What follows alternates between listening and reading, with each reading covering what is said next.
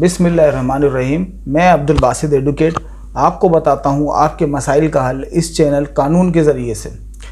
कानून की निगाह में आपके मसाइल का क्या हल है और आपको जो मसाइल दरपेश हैं आपको क्या किन किन स्टेप्स के ज़रिए से अपने मसाइल हल करने चाहिए। अक्सर साथी इस किस्म के सवालात कमेंट्स में पूछते हैं मुझसे कि हमारी एफ़आईआर का इंदराज नहीं हो पा रहा है, हमें एमएलओ नहीं मिल पा रहा है, इस तरह के मसाइल हो रहे हैं तो हम क्या करें, इसका क्या तरीक़ेकार है। और वकला भी अक्सर जो है वो इस किस्म के सवालात पूछते हैं कि जो हमारे साथी हैं, साथ में काम करने वाले या कुछ जूनियर वकला हैं, वो इस किस्म के सवालात पूछते हैं कि सर कानूनी तौर पे कुछ थोड़ी सी इसके बारे में आप आगाही दे दें कि हमें जो है वो 22A की पिटीशन किस तरह से चलानी चाहिए, उसका क्या तरीक़ेकार है, क्या मामलात हैं, किस प्रोसेस पे वो चलेगी। आज की वीडियो में मैं आपको बताना शुरू करता हूँ। एफ़आईआर कटवाने का जो मामला है वो बहुत अहम मामला है और एफ़आईआर के मामले के अंदर आम तौर से लोग जो है वो बहुत ज़्यादा परेशान होते हैं। ख़ास तौर से कराची शहर के अंदर, क्योंकि एक ख़ास किस्म का जो है वो इन्फ्लुएंस पाया जाता है और जो है वो ताल्लुकात की बुनियादों पर सारे मामलात हो रहे हैं और पॉलिटिकल इन्फ्लुएंस बहुत ज़्यादा है थानों में, जिसकी वजह से एफ़आईआर का इंदराज नहीं हो पाता है और साइलिन को इंसाफ नहीं मिल पा रहा है। तो मैं आपको ये बताता चलूँ कि आपकी अगर एफ़आईआर का इंदराज नहीं हो रहा है और आपने जो है वो थाने में दरख्वास्त लगाई है, तो आप जो है वो उस दरख्वास्त के लगाने के बाद आप उस दरख्वास्त की एक और कॉपी बनाएं और पूरा मैटर लिखें और वो एसपी साहब के पास जमा कराएं। अच्छा, आपकी अगर थाने से भी एफ़आईआर नहीं होती है, एसपी साहब के पास से भी नहीं होती है, ख़ास तौर से ऐसा जब होता है कि हम एफ़आईआर जो है वो किसी लॉ इन्फोर्समेंट एजेंसी के बंदे के अगेंस्ट में कटवा रहे हैं या फिर हम जो है वो एफ़आईआर किसी इन्फ्लुएंस वाले बंदे के अगेंस्ट में कटवा रहे हैं, कोई पॉलिटिकल बंदा है बहुत बड़ा, कोई जनरल कर्नल है या जरदारी साहब के ख़िलाफ़ एफ़आईआर करवाने के लिए हम खड़े हुए हैं। तो जब इस तरह के मामलात क्रिएट हो जाते हैं तो आप उसके अंदर थाने में दरख्वास्त लगाकर एसपी साहब के पास दरख्वास्त लगा के और उसकी जो है वो एक कॉपी बनाएं कंप्लेन की, जिसको हम जो है वो कानूनी ज़बान के अंदर सेक्शन 22A और सेक्शन 22B CRPC की एप्लीकेशन बोलते हैं। वो हम लगाएंगे डिस्ट्रिक्ट जज के पास, जिस डिस्ट्रिक्ट के अंदर हम एफ़आईआर करवाना चाहते हैं। अगर मिसाल के तौर पे हम जो है वो कराची ईस्ट में एफ़आईआर करवाना चाहते हैं तो डीजे ईस्ट के पास हम एप्लीकेशन फ़ाइल करेंगे और डीजे साहब जो है वो या तो ख़ुद चलाएंगे या उनकी सवाबदीद है वो किसी दूसरे किसी एडिशनल सेशन जज के पास जो है वो ट्रांसफ़र कर दें, जो एक्स ऑफिशियो हो उसके पास ट्रांसफ़र कर दें। वो जो है वो एक्स ऑफिशियो के पावर को इस्तेमाल करते हुए और जस्टिस ऑफ पीस के पावर को इस्तेमाल करते हुए हमारी एफ़आईआर के ऊपर आर्डर करेगा। उसका तरीक़ेकार ये होता है कि हम जो एप्लीकेशन लगाते हैं, जिसे हम पिटीशन कहते हैं आम ज़बान में, कि हमारी एफ़आईआर नहीं हो रही है, हमने थाने के अंदर एप्लीकेशन लगाई है, तो उस पिटीशन के ऊपर जज साहिबान जो हैं वो मंगवाते हैं कंसर्न थाने से, एसपी साहब से, इन लोगों से मंगवाते हैं रिपोर्ट। उस रिपोर्ट के अंदर वो सारा का सारा जो उनका स्टेटमेंट होता है कंसाइज थाने का, जो उनकी वजूहात होती हैं कि किस बिना पर वो एफ़आईआर को नहीं कर रहा है, क्या मामला है, क्या बात है, वो सारा लिखकर वो उसके अंदर जमा कराते हैं। उसको देखकर, उन मामलात को देखकर अगर कॉग्निजेबल ऑफेंस बनता है जिसके अंदर एफ़आईआर होनी चाहिए, तो उसके अंदर जो है वो एक्स ऑफिशियम यानी डिस्ट्रिक्ट जज सेशन जज के पास आजकल ये केसेस चलते हैं, तो वो जो है इसके ऊपर आर्डर कर देगा कि इनका 154 का स्टेटमेंट लिया जाए, उस स्टेटमेंट को जो है वो एफ़आईआर के अंदर कन्वर्ट किया जाए। इस तरह का आर्डर होता है उसके अंदर। अच्छा, ये मैं अहम बात आपको बताता चलूँ कि अगर जो पुलिस की रिपोर्ट है वो हमारे अगेंस्ट में आई है, यानी हम जो है वो थाना एसएचओ के ख़िलाफ़ एफ़आईआर करवाना चाहते हैं कि एसएचओ साहब जो है वो मेरे प्लाट के ऊपर कब्ज़ा कर रहे हैं और ऐसी बात है और इस तरह का मामला है, तो वो हमारे ख़िलाफ़ अगर रिपोर्ट आ गई है, वो जाहिर सी बात है कि हमारे ख़िलाफ़ ही आनी है। उसी थाने से रिपोर्ट मंगवा रहे हैं और वो जो वर्दी वाले लोग होते हैं, एक दूसरे के बेल्ट का ख्याल कर रहे होते हैं, वो रिपोर्ट अगर हमारे ख़िलाफ़ भी आई है तो उससे कोई ख़ास फ़र्क नहीं पड़ता, लेकिन उसका रिपोर्ट का आना होता है। प्रैक्टिस ये है कि रिपोर्ट को एक्स ऑफिशियो ज़रूर मंगवाएगा। जस्टिस ऑफ पीस उस रिपोर्ट को मंगवाता है, उस रिपोर्ट के मुताबिक आर्डर करता है कि इस रिपोर्ट के अंदर यह आया है, हमने ये रिपोर्ट मंगवाई थी, और जो प्रोपोज अक्यूज़ हैं उनका कोई अगर स्टेटमेंट होता है, उनका कोई डिफेंस होता है, वो भी लिख लेते हैं उसके अंदर, उसके मुताबिक उसके ऊपर आर्डर हो जाता है, और उस आर्डर के बाद आप कंसर्न थाने में जाकर एफआईआर का इंदराज करा सकते हैं। अच्छा, हम जो है वो आज से कुछ अर्सा पहले तक ऐसा किया करते थे कि हम जो है वो कंसर्न थाने के अंदर एक एप्लीकेशन जमा कराते थे, उसकी रिसीविंग लेते थे और ले जाके जो है वो उसी दिन या दूसरे दिन जो है वो ले जाके हम कोर्ट के अंदर एक्स ऑफिशियो के पास अपनी पिटीशन लगा दिया करते थे कि ये जो है वो एफआईआर का इंदराज कर दिया जाए। अब ऐसा नहीं है, अब जो है वो आपको थाने में भी और एसपी साहब को भी दरख्वास्त देनी है। वो दरख्वास्त देने के बाद आपने पिटीशन लगानी है। पिटीशन के बाद वो वहाँ से रिपोर्ट मंगवाएंगे, तकरीबन 7 दिन का उसके अंदर टाइम पीरियड है। 7 दिन के अंदर वहाँ से रिपोर्ट वगैरह आ जाए, उसके बाद उस पर आर्डर होता है एफआईआर का। और ये जो डिले है, ये डिले भी आप जो है वो अपनी एफआईआर के अंदर मेंशन कर सकते हैं कि मैंने जो है वो थाने के अंदर पहले एप्लीकेशन दी, जिस दिन मेरे साथ वक़ुआ हुआ, मार पिटाई हुई, जिस दिन मेरी जगह के ऊपर कब्ज़ा हुआ, उस दिन मैंने ये एप्लीकेशन रिसीव कराई, लेकिन इन्होंने एफआईआर का इनकार कर दिया। एफआईआर करने से कासिर हुए ये लोग, जिसकी वजह से मैंने जो है वो 22A की पिटीशन लगाई कंसर्न अदालत में। कंसर्न अदालत से इस तारीख को आर्डर लिया और आर्डर लेने के बाद अब एफआईआर करवाने के लिए आया हूँ। तो वो जो आपका डिले होता है, वो डिले उसके अंदर आप इस तरीके से डिफ़ाइन करके उससे बच सकते हैं और आपको उसका कोई नुकसान नहीं होगा। अच्छा, कॉग्निजेबल ऑफेंस जो है उसके ऊपर अगर एक्स ऑफिशियो प्राइमा फेसी देखेगा कि ये जो है वो मैटर बनता है एफआईआर का, किसी की हड्डी टूटी है, किसी का नुकसान हुआ है, किसी की जगह के ऊपर कब्ज़ा हुआ है, किसी की कोई चीज़ चोरी हुई है, किसी के साथ डकैती हुई है, जो भी मामला है, किसी का कत्ल हुआ है और वो एफआईआर नहीं काट रहे हैं, तो वो जो जस्टिस ऑफ पीस है वो उसको चेक करता है, उसको जो है वो प्राइमा फेसी देखता है कि इसके ऊपर जो है वो एफआईआर बनती है, तो वो उसके ऊपर एफआईआर का जो है वो इंदराज कर देता है, आर्डर कर देता है इंदराज के लिए, और वहाँ से जाके हम एफआईआर करा लेते हैं। अच्छा, एक्स ऑफिशियो का ये काम नहीं है कि वो उसके ऊपर प्रोसिक्यूशन के तौर के ऊपर इंक्वायरी करेगा और ये देखेगा कि ये जो है वो मामला गलत है या सही है या हमारे ख़िलाफ़ खड़ा हो जाएगा।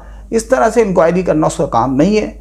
उसका काम ये है कि वो हमारी एप्लीकेशन को देखे, कॉग्निजेबल ऑफेंस बनता है तो उसके ऊपर एफआईआर का आर्डर करे और स्टेटमेंट अंडर सेक्शन 154 का आर्डर करें। अच्छा, अगर आपके ख़िलाफ़ एफआईआर का आर्डर हो गया है 22 से 22B के अंदर और आप जो है वो ये समझते हैं कि ये आर्डर गलत हुआ है, मैंने इस आर्डर को जो है वो रुकवाना है, तो आप जो है वो उस ही डिस्ट्रिक्ट जज के पास, उस ही एक्स ऑफिशियो के पास, उसी जस्टिस ऑफ पीस के पास नहीं जा सकते। उसके पास आपने केस नहीं लगाना है, आपको जाना पड़ेगा हाई कोर्ट, और हाई कोर्ट के अंदर आपको पिटीशन लगानी पड़ेगी। उस पिटीशन के अंदर आपको ये बताना पड़ेगा, आम तौर से उसका जो डिफेंस होता है वो ये होता है कि मुझे सुना नहीं गया, मेरी बात नहीं सुनी गई और मेरे ख़िलाफ़ आर्डर हुआ है। इस तरीके से इसके ऊपर चलता है। और अगर कोर्ट से आर्डर हो जाता है कि भाई आप जो है ना वो इसका स्टेटमेंट रिकॉर्ड करें, जस्टिस ऑफ पीस ने आर्डर कर दिया, हम वहाँ पर स्टेटमेंट देने के लिए गए और उसने हमारा स्टेटमेंट लेकर ये लिखा उसके अंदर कि ये तो कॉग्निजेबल ऑफेंस नहीं बन रहा, तो वो 155 की रिपोर्ट, 154 के स्टेटमेंट के बजाय 155 की रिपोर्ट जो है कंसर्न मजिस्ट्रेट के पास जमा कराएगा। जहाँ से 22 का आर्डर हुआ है वहाँ जमा नहीं कराएगा वो, बल्कि वो कंसर्न मजिस्ट्रेट के पास जहाँ उस थाने का रिमांड पेश हो रहा है उस मजिस्ट्रेट के पास जाके जमा करा देगा। ये इसका तरीक़ेकार है। और अगर 22A के ऊपर आर्डर होने के बावजूद हम वहाँ जाते हैं थाने में और वो जो है हमारा बयान रिकॉर्ड नहीं करते, तो इस सूरत में हम ये कर सकते हैं कि हम जाकर उसी अदालत में, जिस अदालत से हमने आर्डर लिया था, हमारा बयान रिकॉर्ड करा जाए, उस अदालत में हम दोबारा जाएंगे और उस अदालत के अंदर कंप्लाइंस की पिटीशन हम लगाएंगे। सेम अदालत के अंदर आर्डर की कॉपी साथ लगाएंगे, दरख्वास्त की कॉपी लगाएंगे और कंप्लाइंस के लिए हम लगा देंगे। अगर वो नहीं कर रहा है, फिर भी नहीं कर रहा है वो, तो आप जो है वो ये जो पुलिस रूल्स हैं 2002 के, इसके अंदर 155C के अंदर आप उस पुलिस वाले के ख़िलाफ़ जो FIR करने से इनकार कर रहा है, क्योंकि वो जो उसकी ज़िम्मेदारी पूरी नहीं कर रहा है, तो इस वजह से उसके ख़िलाफ़ FIR करा सकते हैं कि इसने FIR करने से इनकार करा, इसने मेरा स्टेटमेंट लेने से इनकार करा, लिहाजा इसके ख़िलाफ़ FIR करी जाए। ये बहुत बड़ा इक़दाम होता है और इस इक़दाम की बुनियाद के ऊपर उसकी नौकरी हिल जाती है, आपका काम तकरीबन हो जाता है इस सूरत में। एक बात ये है कि फिर भी वो नहीं कर रहा, क्योंकि FIR जो है वो SP साहब के ख़िलाफ़ है, FIR जो है वो DIG साहब के ख़िलाफ़ है, नहीं कर रहा है वो। मैं जरदारी साहब को मुलजिम बना रहा हूँ और सिंध में बैठा हूँ, नहीं करता FIR, तो फिर जो है वो हम ये सारे डॉक्यूमेंट्स की सर्टिफाइड कॉपियाँ हमें लेना पड़ेंगी और लेके हम जो है वो हाई कोर्ट के अंदर पिटीशन लगाएंगे। उस पिटीशन के अंदर हाई कोर्ट जो है वो आर्डर करेगी, उस आर्डर के ऊपर इसकी कंप्लाइंस हो जाएगी। वो 99% इंशाअल्लाह ताला हो जाती है। वो इस तरीके से हम कर सकते हैं। इसके अलावा एक और अहम बात ये बताता चलूँ कि आप जब भी पिटीशन लगाएं तो उस पिटीशन के अंदर मुल्जिमान की जो भी आपके पास मालूमात है, उसका एड्रेस है, उसकी वल्दियत है नाम के अलावा, या फिर उसका फ़ोन नंबर है, वो ज़रूर लिखें, क्योंकि वो जब थाने से रिपोर्ट मंगवाते हैं तो थाने वाले अपनी रिपोर्ट के अंदर ये लिखते हैं कि हमारे पास जो है वो उसके कवाइफ मुकम्मल नहीं थे, और अगर मुकम्मल होते हैं तो फिर वो ये लिखते हैं कि हमने जो है वो उसको बुलाया, अगर वो नहीं आया तो कोई मसला नहीं है, हमारे फ़ायदे में है रिपोर्ट। अगर वो आया तो उसने क्या स्टेटमेंट दिया, उसका क्या कहना था, क्या बात थी, उसके हिसाब से वो रिपोर्ट बना के जमा कराते हैं। तो उसका कम से कम फ़ोन नंबर जो है अगर आपके पास मौजूद हो तो फ़ोन नंबर आप ज़रूर लिखें। इसके अलावा जो 22A की पिटीशन है वो उसका अगर सब सेक्शन 6 हम पढ़ते हैं तो उसके अंदर जो है वो चेंज ऑफ इन्वेस्टिगेशन ऑफिसर की चेंजिंग से मुतालिक भी पावर है एक्स ऑफिशियो का, कि वो जो आपकी FIR हुई है उसके अंदर सही तरीके से इंक्वायरी नहीं कर रहा है, आपका वर्जन नहीं लिख रहा है, तो भी आप 22A लगा के उसके अंदर जो है वो एक्स ऑफिशियो से आर्डर करा सकते हैं कि ये सही तरीके से इंक्वायरी नहीं कर रहा है और जो है वो मेरे वर्जन को रिकॉर्ड नहीं कर रहा है। इसके अलावा अगर हम सेक्शन 22 CRPC की बात करें तो उसके अंदर जो चेंज ऑफ इन्वेस्टिगेशन है और अगर इन्वेस्टिगेशन ठीक नहीं हो रही है तो उससे मुतालिक भी एक्शन लेने की पावर दी गई है। जहाँ तक चेंज ऑफ इन्वेस्टिगेशन की बात है उसकी दरख्वास्त आपको लगानी पड़ती है SSP इन्वेस्टिगेशन के पास, और SSP इन्वेस्टिगेशन के पास लगाते हैं आप दरख्वास्त, वो आम तौर से इन्वेस्टिगेशन ऑफिसर को चेंज कर देता है। लेकिन अगर वो इन्वेस्टिगेशन ऑफिसर को चेंज नहीं करता तो आपको जो नेक्स्ट उसकी एप्लीकेशन लगानी होती है वो लगानी होती है DIG के पास। DIG उसके ऊपर बोर्ड बनाता है, एक DIG खुद हो गया, 2 SSP हो गए, वो जो है उस बोर्ड को बना के और इन्वेस्टिगेशन ऑफिसर को चेंज करते हैं। अच्छा, दूसरा इन्वेस्टिगेशन ऑफिसर आया, वो भी जो है वो आपकी बात नहीं सुनता, वो भी जो है वो आपका काम नहीं करता, आप दोबारा एप्लीकेशन भी लगा सकते हैं। 3 मरतबा इसके अंदर हो सकता है, उसके बाद उसके पास पावर नहीं होगी, फिर आपको एक्स ऑफिशियो के ही पास जाना पड़ेगा। और दूसरी एक और अहम बात ये बताऊं मैं आपको कि ये जो हम चेंज ऑफ इन्वेस्टिगेशन की एप्लीकेशन लगा रहे होते हैं जस्टिस ऑफ पीस के पास, एक्स ऑफिशियो के पास, DJ साहब के पास, वो एप्लीकेशन इस नौइयत की होती है कि हमने एप्लीकेशन लगाई हुई है ऑलरेडी SP साहब के पास, SSP साहब के पास, DIG साहब के पास, जिसके पास भी कि इन्वेस्टिगेशन ऑफिसर को चेंज किया जाए, लेकिन वो एप्लीकेशन डिसाइड नहीं हो रही है। तो हम क्या करते हैं कि हम एक्स ऑफिशियो के पास एप्लीकेशन लगाते हैं, उस पिटीशन के अंदर, उस एप्लीकेशन के अंदर वो डिसाइड कर देता है कि आप इस मुद्दई की, इस कंप्लेनेंट की जो दरख्वास्त है उस दरख्वास्त को डिसाइड करें। वो जब वो दरख्वास्त डिसाइड होगी तो ऑटोमेटिकली इन्वेस्टिगेशन ऑफिसर चेंज हो जाएगा। उसके अंदर ये अहम बात होती है। एक अहम बात यही बताता चलूँ मैं आपको कि ये जो 22A की पिटीशन होती है, ये 22A की पिटीशन उन डिपार्टमेंट्स के ख़िलाफ़ लगती है जो CRPC के तहत काम करते हैं और 154 का स्टेटमेंट रिकॉर्ड करते हैं, यानी कि एंटी करप्शन है या FIA है, उनके ख़िलाफ़ हम 22A की पिटीशन लगा सकते हैं, दीगर के ख़िलाफ़ नहीं लगा सकते हैं, यानी कि NAP के ख़िलाफ़ नहीं लगा सकते हम। दूसरे भी डिपार्टमेंट हैं जो इस तरह की कार्रवाई करते हैं, लेकिन वो सीआरपीसी के तहत 154 का स्टेटमेंट रिकॉर्ड नहीं करते, तो हम उनके खिलाफ पिटीशन नहीं लगा सकते। ये 22A की या 22B की पिटीशन जो है वो उनके खिलाफ नहीं लग सकती है। अक्सर औकात जो है वो कोर्ट ये आर्डर कर देती हैं कि आप जो है वो इसका स्टेटमेंट रिकॉर्ड करें, और इसका स्टेटमेंट रिकॉर्ड करके अगर कॉग्निजेबल बनता है तो 154 कर लें, FIR का इंदराज कर दें। अगर कॉग्निजेबल नहीं बनता है तो आप जो है वो 155 की रिपोर्ट जमा करा दें। ये आर्डर मेरे नज़दीक बिल्कुल गलत है। कोर्ट जो है वो उसके बारे में ये सपोज नहीं करा जाता कि वो अपने पावर किसी दूसरे को डेलीगेट करे। पुलिस ऑफिसर काम नहीं कर रहा है, इस वजह से तो हम कोर्ट में आए हैं। वो हमारा काम अगर कर रहा होता तो हम तो कोर्ट में आते ही नहीं।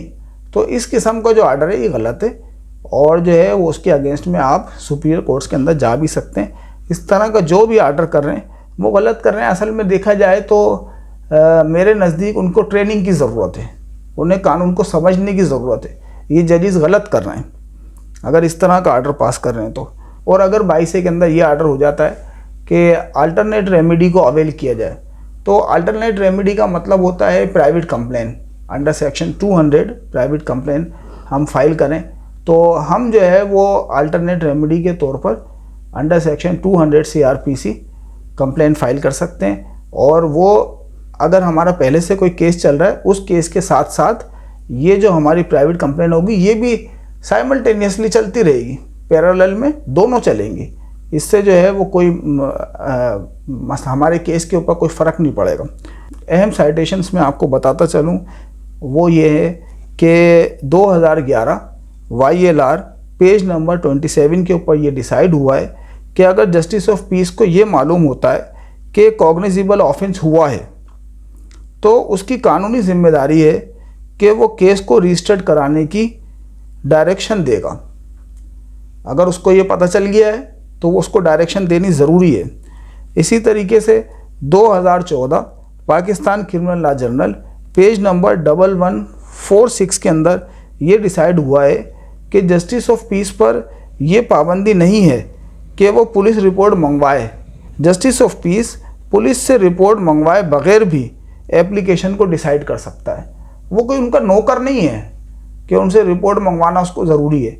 अगर वो बेहतर समझेगा तो मंगवाएगा, वरना तो उसको नज़र आ रहा है कि इसका जो है ना वो ये नुकसान हुआ है, इसका हार्ट टूटा हुआ है, इसका मेडिकल बना हुआ है, ये सारी चीज़ें मौजूद हैं, गवाह मौजूद हैं, सब चीज़ें मौजूद हैं, वो उसके ऊपर वे उसको मंगाए बगैर भी आर्डर कर सकता है।